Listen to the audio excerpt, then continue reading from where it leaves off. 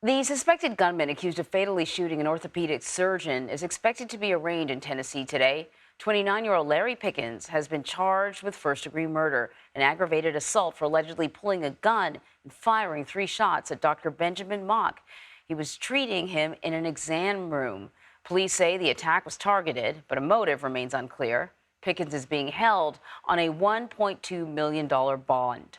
So Dale Lane joins us now to discuss this case. He's the chief of police for Collierville, the Collierville Police Department. Thank you so much for joining us, Chief. This is, it's quite a stunning story. What more have we learned about the gunman in this case? We've been reporting that he was a patient at this clinic. Do we know anything more about what brought him there and anything more about the gun he used?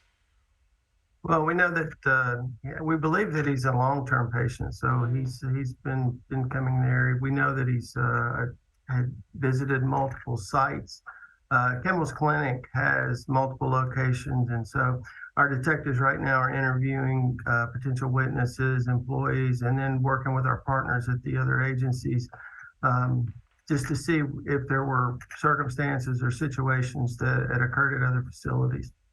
I think, this case certainly is a reminder of the importance of the work that law enforcement does. Your officers were on the scene within 5 minutes.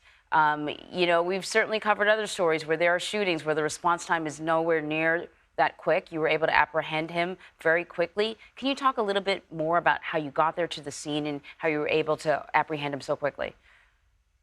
Well, we actually had the first cars on the scene within 3 minutes. The good news here is that we had a lot of information from witnesses from the inside that was providing information for us as he ran from the facility. They gave us good descriptions, and so our officers, we had officers that made the scene to check on to try to secure the scene there, but then we had other officers that were setting up a perimeter to get him in custody. And it was just a blessing that we did not have to, we were able to take him into custody without any further bloodshed. So, but the call came in at 2:03. First officers on the scene at 2:06, and then he was in custody at 2:08. Once they went in, they began to clear the building, make sure it was multiple floors, multiple businesses there, and it was for us. One of the officers commented to me that as he come in, it was very obvious that many of the employees there had been trained in active shooter response because they had taken control. They had got patients, other employees into safe rooms, and that was good to see. In this particular case, this was not a mass shooting such as we had 2 years ago. But it was, it appeared to be a one-on-one targeted type attack. Collierville is in Shelby County.